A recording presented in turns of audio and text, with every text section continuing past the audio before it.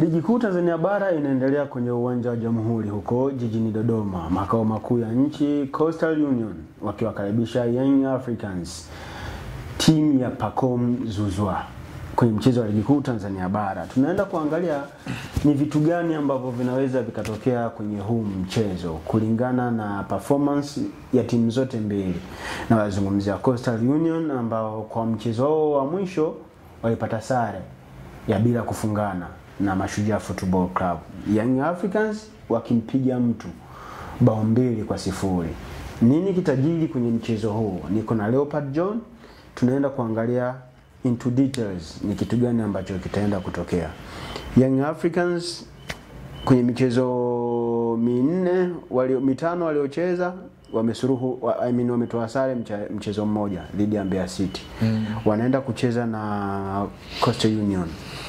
Ni kama timu zote ziko ugenini baada ya kiwanja cha Mkwakwani kufungiwa. Coastal Union wakaopti kutumia uwanja wa Jamhuri Dodoma. Kitu gani tukitarajie kwenye mchezo wa Coastal Union dhidi ya Young Africans? Kwanza niseme haijawahi kuwa mechi rahisi popote wanapokutana kati ya Coastal Union na Young Africans au Yanga na Coastal Union. Kwenye msimu uliopita ambao Young Africans walikuwa mabingwa, walikutana mara 3 kwenye michuano miwili tofauti. Nazungumza mara ya kwanza walikutana kwenye ligi kuu katika uwanja wa Mkwakwani jijini Tanga. Young Africans alifunga bao 1-0, bao ambalo alifunga Jean Bareke Othos, bao ambalo baadaye ilikuja kuzungumzwa sana. Huo mchezo ulikuwa uwanja wa Arusha. Yeah, of course ilikuwa ni Arusha. Yeah. Baadaye mechi kaja kuzungumzwa sana kutokana na kile ambacho watu walikuwa wanalamika. Baadaye wakaja kukutana katika uwanja wa KMC Complex Mwenge. Yanga akashinda bao 3-0 kwenye ule mchezo. Lakini pia baadaye wakaja kukutana kwenye nusu finali. I think ilikuwa ni robo dhidi ya Coastal, na Young Africans alifunga bao 3-0. Good performance kutoka kwa Faris Gama, mdalango wa zamani wa Kajuna Football Club ambaye alikuwa golini siku hiyo. Pacome Zouzoua alikuwa anafanya kazi kubwa. Lakini ukisema Kajuna Football Club usema ya Kigoma. Mkoani Kigoma. Kwa hiyo ni mechi ambayo Young Africans na Coastal mara nyingi zimekuwa ni mechi ngumu. Kila mmoja amekuwa anahitaji kuonyesha ubabe wake. Kitu kikubwa ambacho kinafanya mechi hii iwe ngumu kwanza ni aina ya mfumo wa hizi klabu. Unajua, ukiachilia mbali Young Africans na Simba, Coastal Union ndio timu nyingine ambayo inaongozwa na mfumo wa wanachama. Kwa hiyo kile ambacho kiko pale na Young Africans wanacho, na migogoro yao ni hivyo. Yeah, of course, kwa ni timu ambayo kwa sehemu moja ama nyingine imeshajipambanua kwenye mpira wa kikongwe ambao wako nao Yanga na Simba, na wao Coastal ni sehemu ya moja wapo. Kwa hiyo ukija kwenye mchezo wenyewe ambao Yanga anakwenda kucheza kesho katika uwanja wa Jamhuri jijini Dodoma, ni mechi ambayo inakwenda kwa kutoa ishara kwa kile ambacho Young Africans yuko nacho kwenye mbio za ubingwa. Young Africans ana kazi kubwa ya kufanya kuweza kuclear zile alama 2 ambazo aliziangusha kwenye mchezo wake dhidi ya Mbeya City, na anafanya njia gani ili madi aweze kuziclear? Ni kuto kuangusha alama nyingine kwenye huu mchezo. Unajua, kwenye mbio za ubingwa siku zote hata alama moja ukiangusha wanakuwa wanapoteza alama. Nenda kawaulize Simba msimu uliopita ambacho walikipata mara baada ya kufungwa kwenye mchezo wa mwisho. Kwa hiyo ilikuwa inaonesha jinsi gani ambavyo alama 1 au 2 kwenye msimu inakuwa ina maana kubwa. Lakini mechi ni ngumu. Walimu wa timu zote mbili, namzungumzia Mohamed Muya kwa upande wa Coastal Union, ni mwalimu ambaye amekuwa anafahamu jinsi gani ambavyo akiweka mkakati wake kuelekea mechi husika. Alikuja mkoani Kigoma akapata alama 1 mbele ya timu ngumu ya Mashujaa ambayo kwa sehemu moja ama nyingine wanajua jinsi gani ya kucheza na mechi ambazo wakiwa nyumbani. Lakini pia kwa mwalimu Pedro Goncalves, naye pia ni master plan, anajua jinsi gani aingie kwenye huu mchezo. Lakini bado Coastal anaingia kwenye huu mchezo kama underdog kutokana na kile ambacho yuko nacho. Aina ya wachezaji ambao anao Coastal Union ni madaraja mawili tofauti na wale ambao wapo kwenye kikosi cha Young Africans. Kwa hiyo utakuwa ni mchezo ambao ni mgumu, lakini Young Africans nategemea kwenda kutawala huu mchezo. Tuangalie kwanza wachezaji wawili kwenye kikosi cha Young Africans, Shadrack Boka na Mohamed Hussein. Wamekuwa wakibadilishana kwa baadhi ya nyakati. So far kulingana na kile ambacho Shadrack Boka ameshakionyesha na Mohamed Hussein, kile ambacho ameshakionyesha. Unadhani kwako ni nani ana nafasi mbele ya mwingine kuanza kwenye mchezo dhidi ya Coastal Union?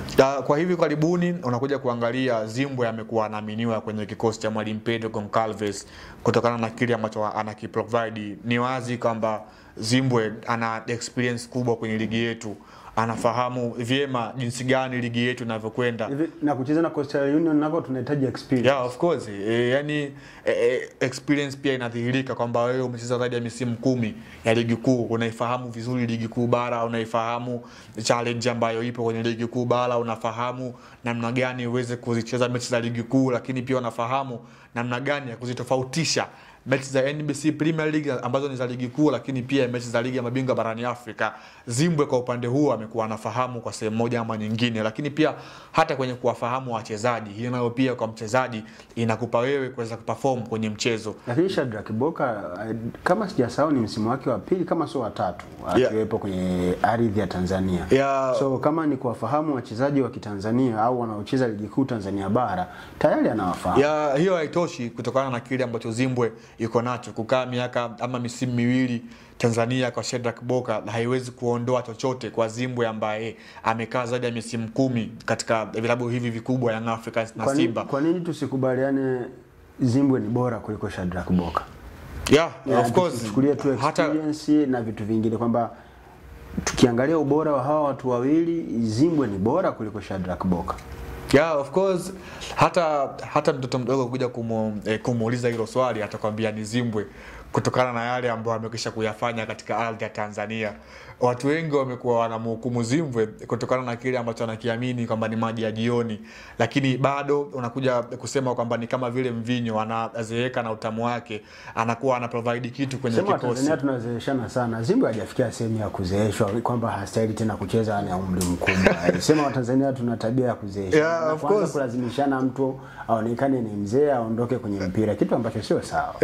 Of course. By the way, naamini Zimbwe kesho anakwenda kuwa regular starter kwenye kikosi cha Mwalimu Pedro Goncalves kutokana na muendelezo wake ambao alikuwa nao tangia mchezo dhidi ya Esfad. Alikuwa sehemu ya kikosi, wakasafiri kuelekea nchini Algeria, naye pia alikuwa ni sehemu ya kikosi, though pia kwenye mchezo wa juzi alikuwa ni sehemu ya kikosi. Kwa hiyo mwalimu ameweza kumwamini kwa sehemu moja ama nyingine, na hata kesho pia naamini anakwenda kuwa sehemu ya kikosi. Tutarajie kumuona Balakonte kwenye mchezo wa Coastal Union ikiwa ni sehemu ya kuendelea kumpa uzoefu wa ligi kuu Tanzania bara na kumpa game time ili kupata ile match fitness. Balakonte ni mchezaji wa Young Africans na amesajiliwa Young Africans ili mradi aweze kuisaidia timu.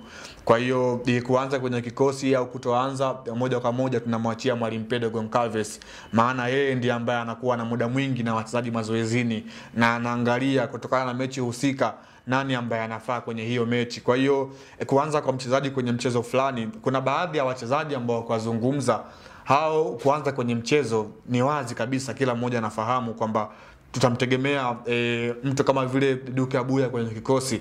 Hiyo ni consistency kwamba yeye atakuwepo kwenye kikosi. Mtu kama vile Dickson Job kama ana shida yoyote atakuwa ni sehemu ya kikosi. Maana kwenye ligi yetu sasa hivi ilipofikia, kwenye ligi timu yoyote ambayo inakwenda kucheza na wewe hautakuja kusema kwamba mechi hii ni nyepesi, kwamba niweke kikosi ambacho nimchekea. Hakuna. Maana ya ligi namba 5 barani Afrika, timu zinakuwa na uwezo wa kuweza kucompete ambaye na wewe ni giant kwenye msimu ambaye wewe msimu unaoanza unawaza kuchukua makombe, and then wao wanawaza kuwa top 4 au wanawaza kubakia kwenye ligi. Kwa hiyo Young Africans anaelekea mchezo wa kesho akiwa anaamini pia ni sehemu ya kupata alama ambazo zitamtengenezea yeye mazingira mazuri ya kuweza kukaribia ubingwa wa msimu huu. Waliotazama game ya Young Africans dhidi ya Fountain Gate kwenye uwanja wa KMC Complex wanasema Yanga haikucheza vizuri kabla ya Pako Mzuzua kuingia.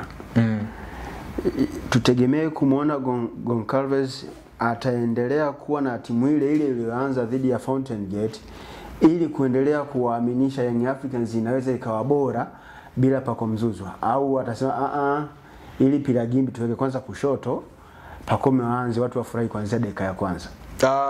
Mwalimu kila mchezo anakwenda kucheza lazima aingie na mkakati ambao anakwenda nao. Ndio maana sikushangaa mchezo dhidi ya ilikuwa ni dhidi ya JS Kabylie kule nchini Algeria, Azizi Adawili aliweza kuingia kwenye ule mchezo.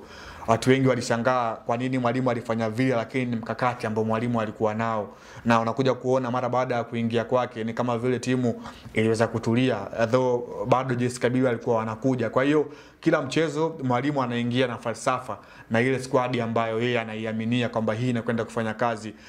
Yani kile ambacho alikifanya mwalimu Pedro Goncalves kwenye mchezo dhidi ya Fountain Gate kwa Pacome Pedro Zouzoua kuweza kuanzia benchi, ilikuwa ni plan ambayo aliingia nayo kwenye ule mchezo, na uliona ulikuja kumlipa baadaye, kana kwamba alifunga bao ambalo lilisaidia timu yake kupata alama 3 muhimu. Kwa hiyo unakuja kuangalia ili mradi uweze kuwini hizo mechi lazima uwe vizuri kimbinu, lakini pia kiufundi, lakini pia physical, wachezaji wawe timamu sana na waweze kukupa kile ambacho mwalimu anakihitaji. Kwa hiyo ni mechi ambayo binafsi natarajia kuweza kuitazama, nikiwa na jaribu kutizama individual brilliance kwenye kila timu ikienda kumata.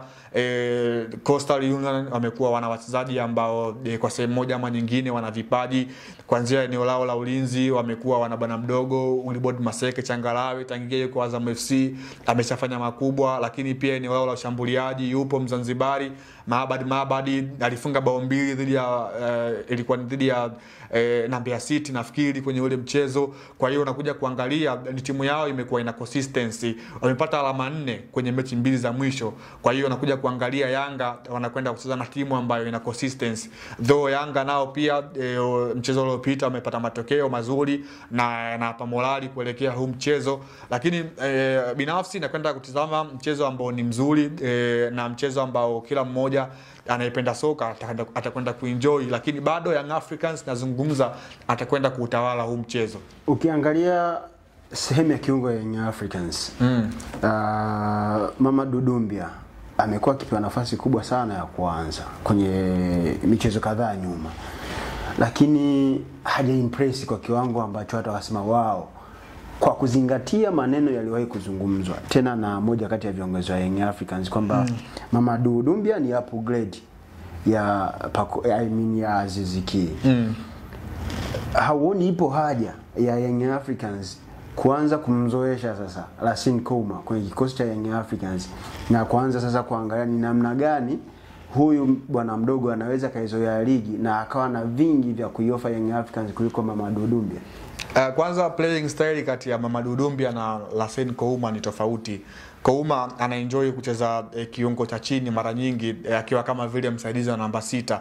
Yani amekuwa ni mchezaji, lakini hata advancing midfielder anacheza. Yeah, of course amekuwa akifanya majukumu yake kiwanjani and then akiwa anaenjoy hasa kwenye kupiga pasi, lakini pia kwenye kutibua mipango ya timu pinzani kwa sehemu moja ama nyingine. Lakini Doumbia yeye naona amekuwa anatumika kama vile kiunganishi kwenye klabu ya Young Africans, lakini watu wengi wamekuwa Doumbia kitu ambacho anakifanya ni kama vile hawamlaumu. Unajua Doumbia Young Africans ndio imekuja kuwa timu yake ya kwanza kubwa kuweza kucheza. Ni mchezaji ambaye yeah, of course kacheza Ulaya yule of course, lakini kwenye levels za Kiafrika Young Africans imekuja kuwa sehemu ambayo imeimpress. Hii imekuwa ndo yani hatua ya makundi yake ya kwanza kwenye ligi ya mabingwa barani Afrika. Kwa sababu alikuwa of course akiwa na Young Africans. Sasa mtu ka survive check atashindwa na soka la Afrika. Ile experience ambayo unaipata Europe na Afrika ni tofauti. Amekuja Anthony Modeste kutoka Borussia Dortmund kwenye Costa National Rally, amestruggle. Yani sio tu kama umetoka Europe unakuja barani Afrika basi moja kwa moja utapika. Hapana, lazima kuna vitu ambavyo uvienende sawa na mpira wa Afrika ambavyo unataka. Kwa unaamini bado Mamadou Doumbia anapitia wakati mgumu kwa sababu haja experience? Yani Doumbia sijui anataka afanye nini kwenye kikosi, kama kwa assist ana assist washambuliaji ambao wapo Young Africans wanamuangusha, nafasi anatengeneza basi haja assist, washambuliaji wanamuangusha na watu wanaona, ndio maana watu wamekuwa hawana minongono. Yani watu imani ya Doumbia ilikuja kuongezeka mara baada ya mchezo wa Simba, kile ambacho alikifanya. Yani kila mmoja alikuwa anasema yes, na ndio mchezo pekee yake alioimbwa huo, na mchezaji mkubwa always anaonekana kwenye mechi kubwa. Jean Charles Ahoua mpaka leo watu wanamuimba, kwenye game kubwa yuko wapi? Haonekani. Yani kile ambacho kinatokea kwenye mechi kubwa ndio utaimbwa. Yani mchezaji hawezi kuimbwa. Nitakupa mfano, Balama Mapinduzi Kipenseli anatoka Alliance FC, alikuwa hana jina, akafunga bao kwenye mchezo wa Young Africans. Mpaka anaondoka Yanga, anaondoka. Sio Yanga, ulimwenguni kote ukifanya tukio kwenye mechi kubwa basi na yeye utakuwa mkubwa. Mimi ni shabiki wa National Rally. Mimi ni shabiki wa National Rally binafsi yangu. Mohamed Majid Afsha kwenye kikosi cha National Rally anashikilia yani rekodi kwenye klabu kuwa mchezaji ambaye amefunga goli bora la muda wote ndani ya timu ya National Rally.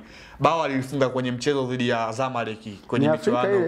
Yeah, of course. Ndio nakwambia, yani tuna Afrika tuna kasumba zetu ambazo ukizipeka kwenye ulimwengu wa soka ndio tunaishi tunasema Afrika kivetu vyetu. Kwa hiyo kama hivyo tutaelewana. Dumbia ni mchezaji ambaye watu wanamtazama kwa kile ambacho amekuwa anakionyesha uwanjani.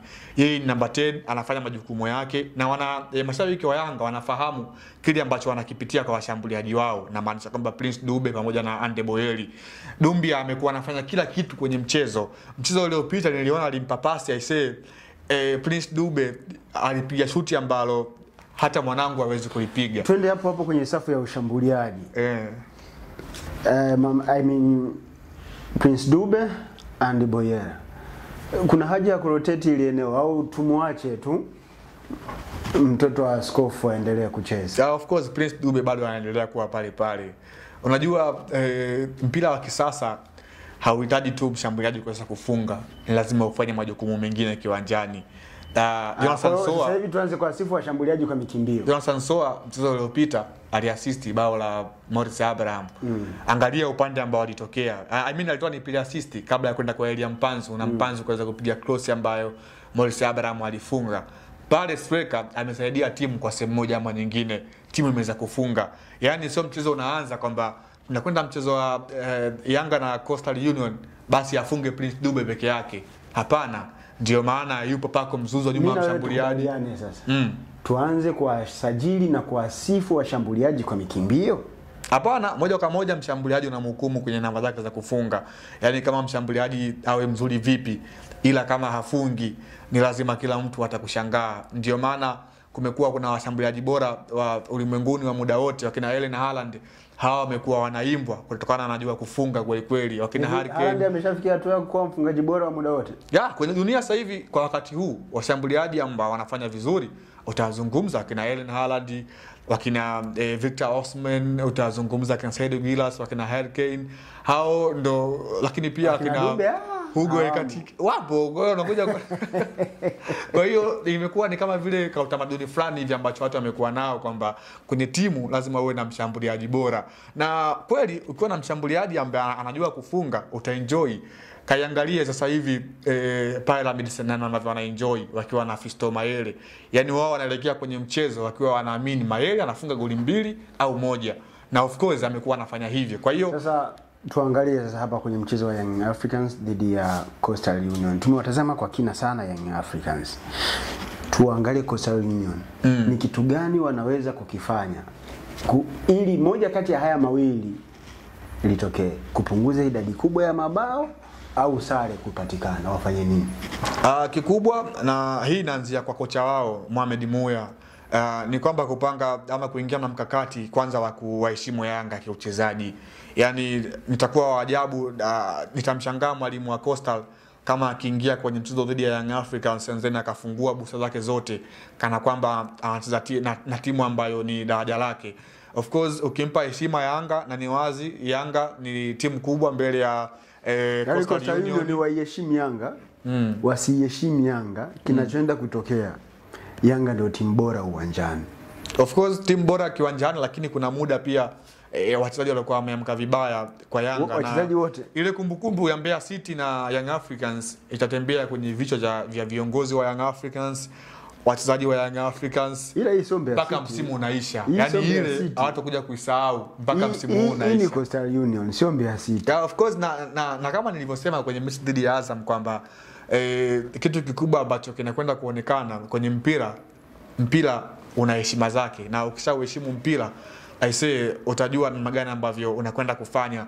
Mwalimu Patrick wa Mbeya City mchezo wa juzi dhidi ya Simba aliwaheshimu Simba sana. Yaani sana. Unajua kuna muda unakiheshimu kitu mpaka wanasema unapitiliza. Yani of course, yani yeye alikuwa yupo nyuma muda wote, and then alikuwa hata kufika mbele alikuwa hawezi. Sasa ile ilikuwa inampa pressure yeye. Kwa hiyo hata pia kwa Coastal wajiangalie the way ambavyo wanaheshimu Yanga. Of course wana mshambuliaji mzuri, Mabadi Mzanzibari huyu, anajua kufunga, anajua kufanya kila kitu, anajua kupambana na walinzi wa timu pinzani, lakini pia anajua mikimbio yake ambayo anaifanya aifanye kwa wakati gani. Kwa hiyo ni mechi ambayo mimi binafsi yangu nakwenda kuangalia mpira mzuri, mpira ambao ni falsafa mbili za walimu wawili tofauti wenye akili tofauti. Mmoja ni Mtanzania mzawa, fahari yetu, lakini pia mwingine ni Mwangola huyu ambaye ameshakuwa kituo cha utalii.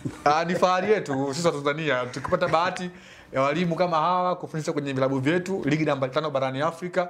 Ni furaha tunaona walimu wetu kwa sehemu moja ama nyingine wanakwenda kupata kitu. Napenda sana Tanzania kutajwa ligi namba 5 kwa ubora Afrika. Of course iko wazi.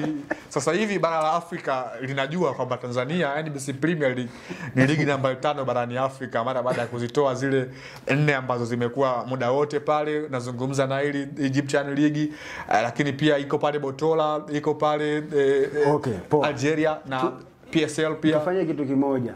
Kila kitu kibakie constant. Mpira uamue. Coastal Union vs Young Africans. Nani anashinda game?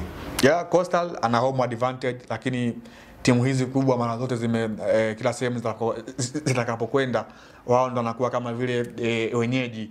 Kwa hiyo mimi bila kupepesa macho kwenye huu mchezo Yanga nampa moja kwa moja. Hapo penye hamna surprise. Yeah, yani the way ambavyo hivyo. Kila mmoja anafahamu kwamba Coastal Union ni timu ambayo ina daraja la kati, and then Young Africans ni high level kwenye mpira wetu wa Tanzania. Kwa hiyo ni mechi ambayo Yanga anakwenda kutawala kipindi cha kwanza, kipindi cha pili, A to Z, kutokana na kile ambacho yuko nacho, wachezaji wenye quality, wachezaji ambao wanaweza wakaamua mechi muda wowote. Niambie mchezaji gani kwenye kikosi cha cha Coastal mwenye uwezo zaidi ama wa kukaribiana na Pacome Pedro Zouzoua? Tanzania hamna. Okay, Young Africans anakwenda kuibuka na ushindi. Jamhuri ya Muungano wa Tanzania kuna Pacome Pedro Zouzoua mmoja. Hii ni the Golden Boot. Mimi ni Usama Hamisi Usama, nilikuwa na Leopard John. Till next time.